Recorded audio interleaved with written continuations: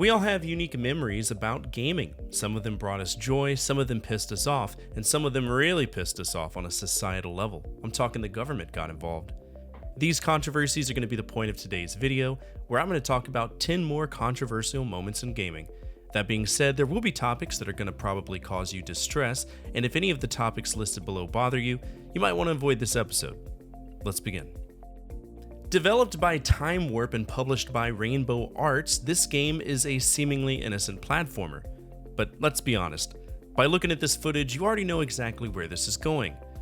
In the 70s and the 80s, clones were a huge deal. People didn't have the same level of innovation to make money with their products, and other successful companies were establishing standards, so many lesser-known companies simply took formulas and rebranded them, cloned them if you will. This commonly happened in the arcades, and usually games were taken from the arcades and ported straight to the home video game console. Makes sense, right? Well, in that same time period, ports of popular games from both the arcade and the home console market tended to shoot right past another video gaming medium, the home computer. And as such, tons of companies had their start with trying to make these games work on the home computer. The Great Gianna Sisters is what happens when someone tries to clone Super Mario Bros. Both in name, branding, and in application. Now, to my knowledge, Nintendo never sued them, but they did submit a cease and desist letter, which Rainbow Arts said, oh shit, yeah, we should probably not do this. So in some ways, this game is a cult classic, but they dodged a bullet. What's funny though, is that there are 2 more games in this franchise, and they were released on Nintendo consoles, specifically Gianna Sisters DS and Gianna Sisters Twisted Dreams. Have you ever heard of Factor 5? Their big claim to fame, if ever there was one, was the Turrican series. They made tons of games in it. Now, in the early years of Factor 5, they struggled to put out games, but being a German company, there was a chance to break out if they built strong relationships with partners, right? So yet again, say hello to Rainbow Arts. Rainbow Arts gave them the funds and the knowledge needed to create games, and their first game was Catechus for the Amiga. Now, this is another example of a popular game getting a clone on the computer because this is 100% R-Type. No way of spinning it, it's R-Type. And because R-Type's license was held by Activision, Factor 5 was sent an ultimatum. Either you accept a contract to create an official R-Type for the Amiga, or we power fuck you into dust. In some weird way, this was a dream come true for the folks at Factor 5. Their ambition led to a direct path in entering the game industry from one of the most powerful companies of the era. Props to them. Catechus itself is a fairly basic game, but hey, it's fun if you like horizontal shooters.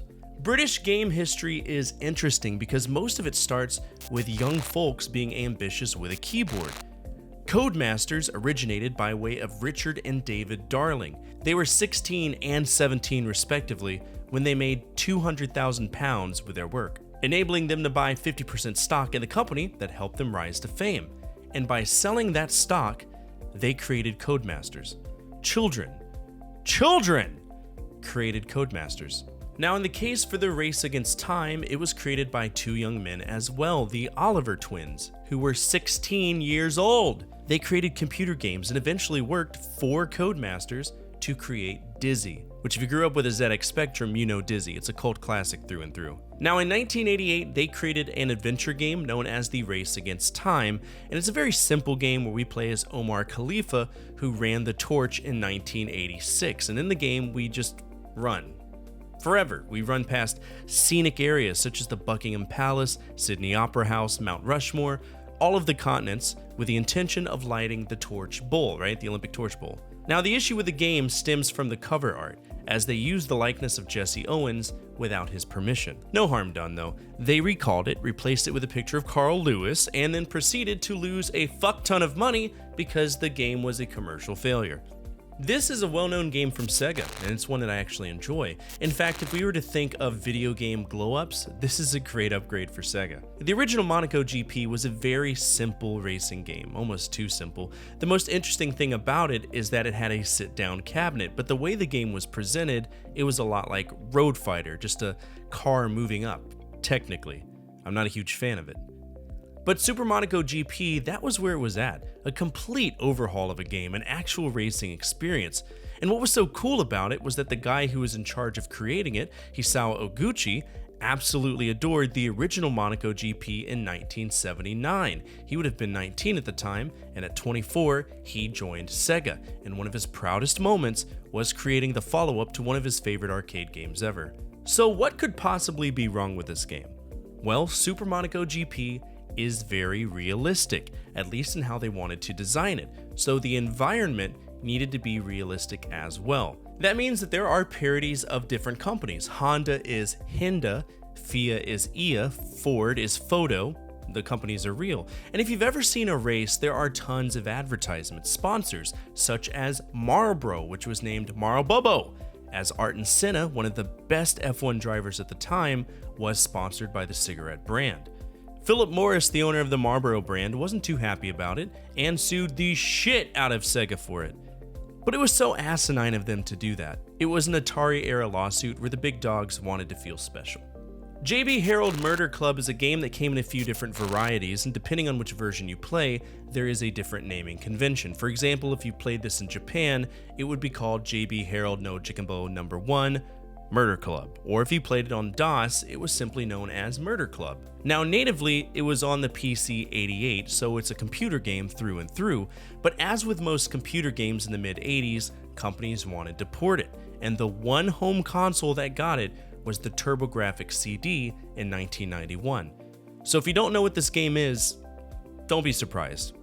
I don't know many people who had a TurboGrafx 16, much less the CD add-on as a kid, so this is pretty obscure.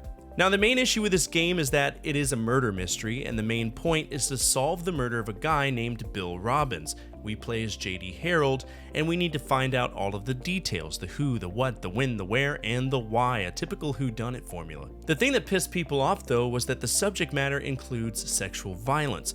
Over the course of the game, we will run into an unsolved sexual assault case.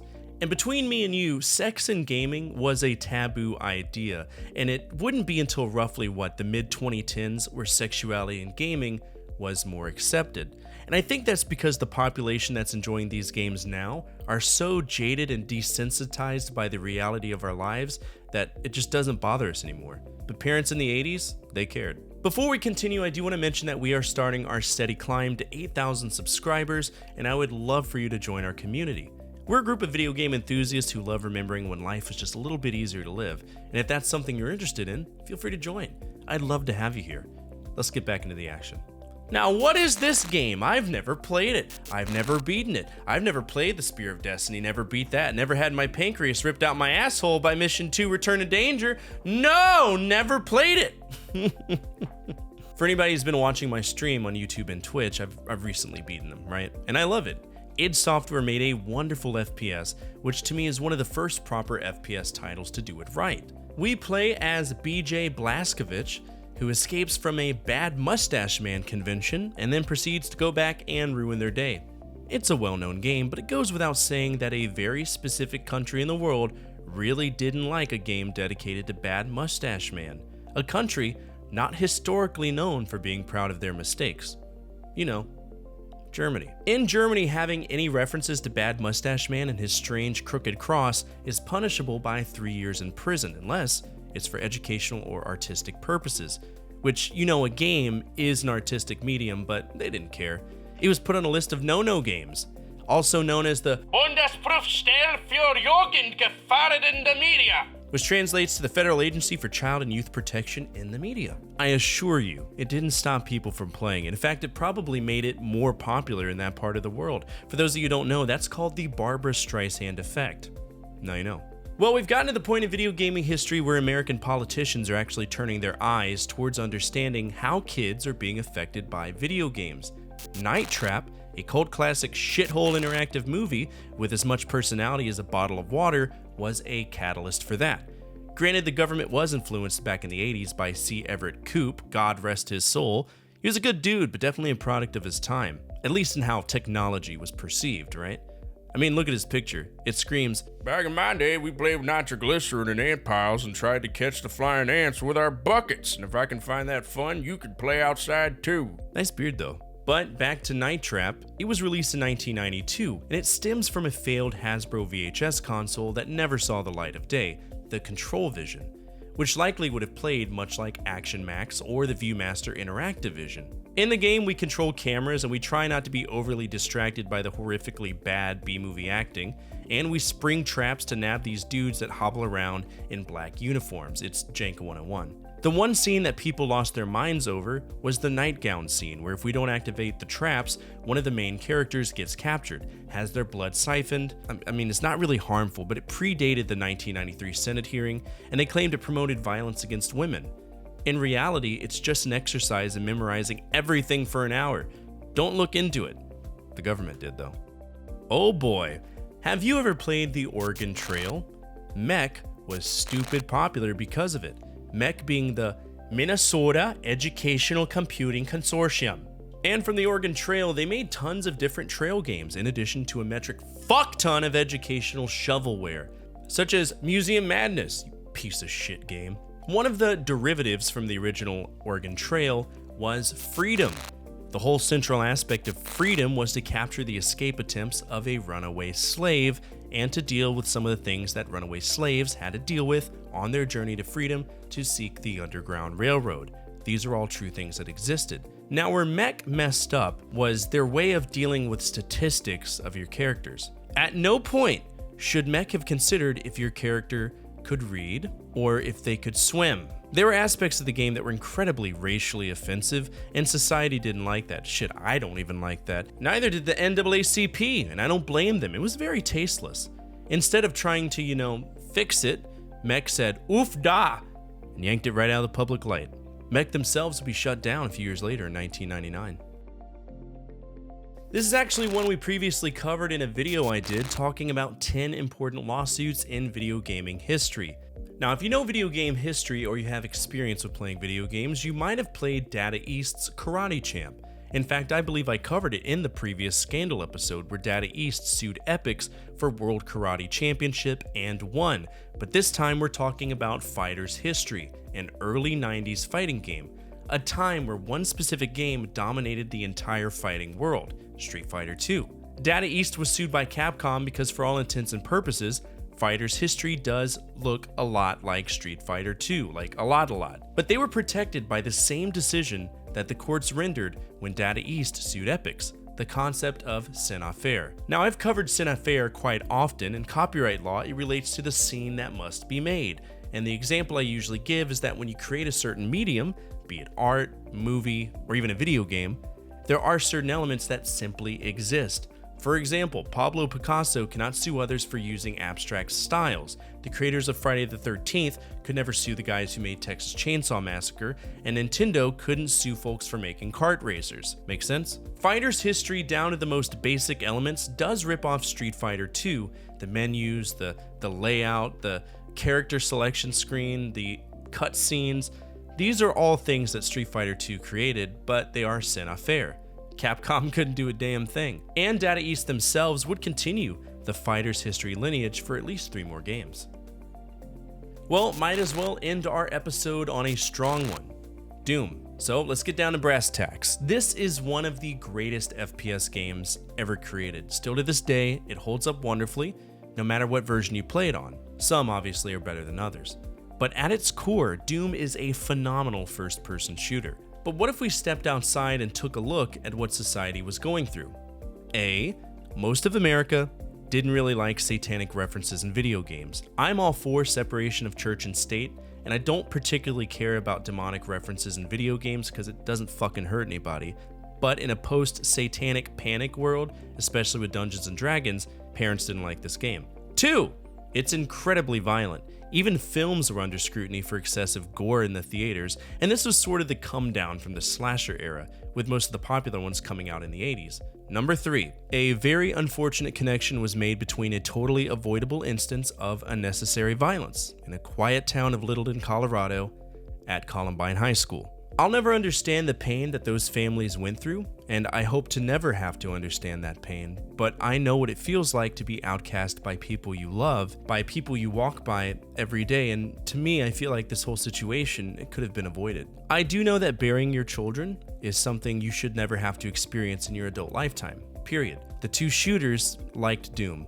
They made their own WADs, some of which are considered lost media, so we'll never exactly know what they looked like, or if they even made a WAD that looked like the school. I've actually considered checking out some of the WADs just for a mental experiment's sake to preserve the fact that it exists, but I probably won't go out of my way to do it unless I'm specifically asked in the comments down below. Irrelevant to the Columbine massacre, Doom still survived. For years, people have been blaming video games for socially unacceptable behavior, but to me, this is an instance of someone that was pushed far too far, and that's something neither a video game, a book, or a movie can inspire. That's shitty human behavior. But hey, new Doom game coming out, Doom the Dark Ages, and I'd be interested to check it out. And that's it for today's episode. What did you think of it? Did you play any of the games on this list here today? Feel free to tell us down in the comments section below. I'd love to hear your memories about these games, or how society interpreted them in your youth. By the way, I know I mentioned it earlier, but we are working on our next major milestone of 8,000 subscribers. And if you made it to the end of this video, you're already home in our community. We'd love to have you here. And if you like my videos, feel free to share them to your friends, family, your youth pastor. Don't send them to your youth pastor. Finally, the single most important thing you can do for me is to hit that thumbs up button, as it directly impacts the visibility of the videos and the projects that I work on every single day. As always, from my family to your family, good energy, good vibes. Fortefyre out.